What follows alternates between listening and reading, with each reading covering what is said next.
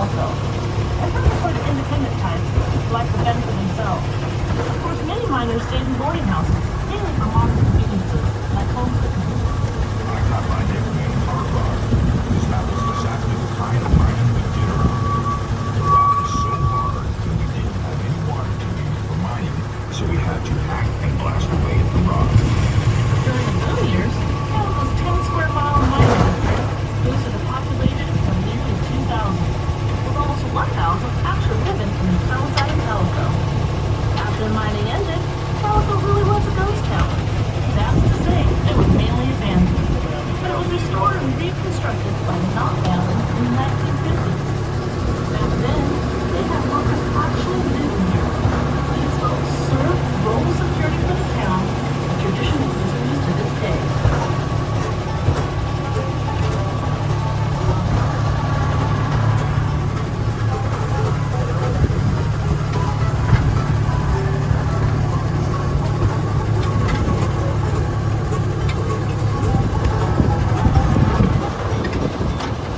As we found this next curve, to the left of the engine, I noticed a pile of rocks painted white with a white marker on top. This is an example of what a corner monument looked like. We use them on all four corners of our claims to alert everyone that they may be trespassing and to remind claim jumpers to stay away. Remember how the first traces of silver were discovered right on the ground in the spring of 1881. The Calico Silver Rush was on. Miners came from all over, including well-known towns such as Virginia City, Rhodey, and Tombstone, Arizona. I certainly do, Hard Rock. I had silver fever too. Coming up on the ride is one of the original ore carts we miners used. We would push these out of the mine and sell them on a train line. Then we should feel faster on a narrow gauge train, like riding on down. That particular train was called the Waterloo Mine Company Railroad, and its spur would run off into a drive up Calico's Wall Street Canyon. The closer a railroad could be run to the mine, the better. It's the haunted night coming out of the train where some of the miners live. There is still one surviving walk out there in distant black and white.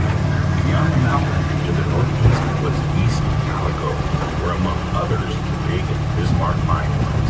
There was a little community out there with a store and a saloon. The Stacy brothers carried mail a mile and a half between Bismarck and Calico, even training their dog Percy to drive them. I remember that. It's got the saddlebag right on its back so it can carry the mail and packages. We pause here and take a look at the mountain where the engineers now point. Look at the last letter in Calico and run your eyes down about 300 feet and a little to the right and you should see a mine entrance in the side of the mountain. This is the tunnel of the Silver King Mine, one of the richest and largest mines in the Calico mining district. It produced about $10 million in silver in about 11 years. There were about 30 miles of tunnels on 14 different levels inside that mountain, belonging to several different mines. However, the only mine that is moving daily paths to safety into themselves is the Maggie Mine. Just below the Silver King, there appears to be just an ordinary pile of rocks. Actually, that is remnants of the Silver King Mine itself. Not long ago, that pile of rocks was assayed to contain a few million in silver. But before you jump out of the train and climb the hill to fill your pockets, I should tell you that it would take millions more to process that silver. So that will put you in a hole. Go back and water. Now we can move. We're going to the left. It wasn't too far from there when a man who thought himself shot tried to jump my mining claim. I'd already warned him that the were trying to trespass on my Wisconsin mine. He ignored me and showed up again. This time he got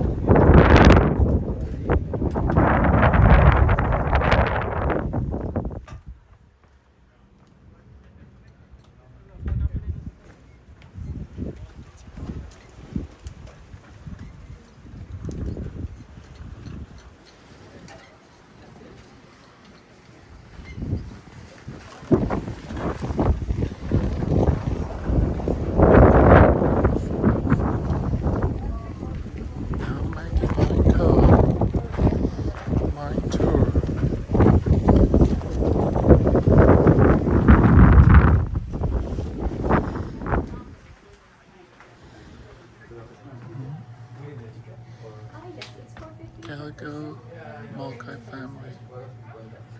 Silver, Dakota, Nevada. Yeah, it's $1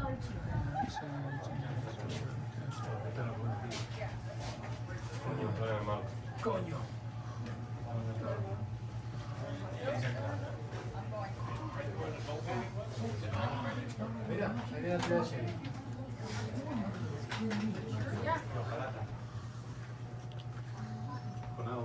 Wow, look at all these things and everything.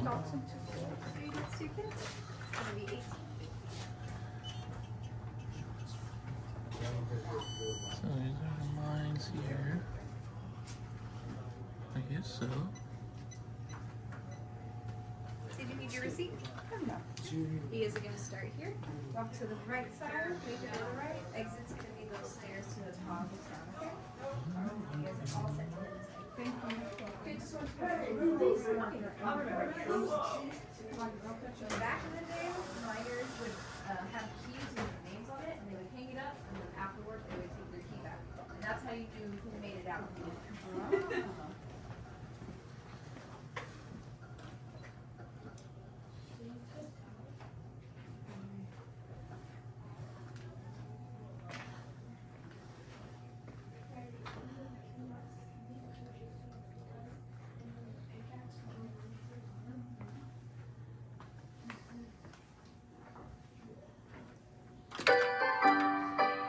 Well, that depends on who you ask. As I hear it, back in 1881, some gentlemen were sitting around town hall discussing names, and not liking any of them. Then one man said, "It's as purty as a women's calico skirt." Right then and there, they knew they found the name, Calico. And it is true, these mountains are as colorful as a calico skirt.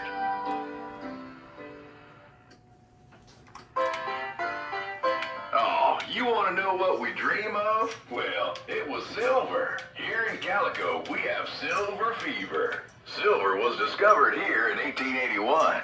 And in the 15 years that followed, over $86 million in high-grade ore was taken from the 10 major mines in the area. At one time, there was about 30 miles of tunnels within those Calico Mountains.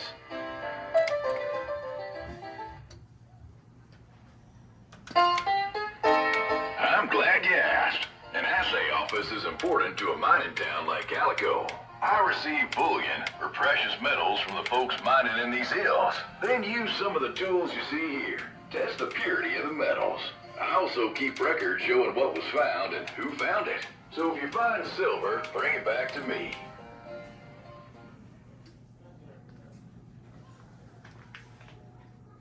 Hey you, what are you, chicken? Come check your love.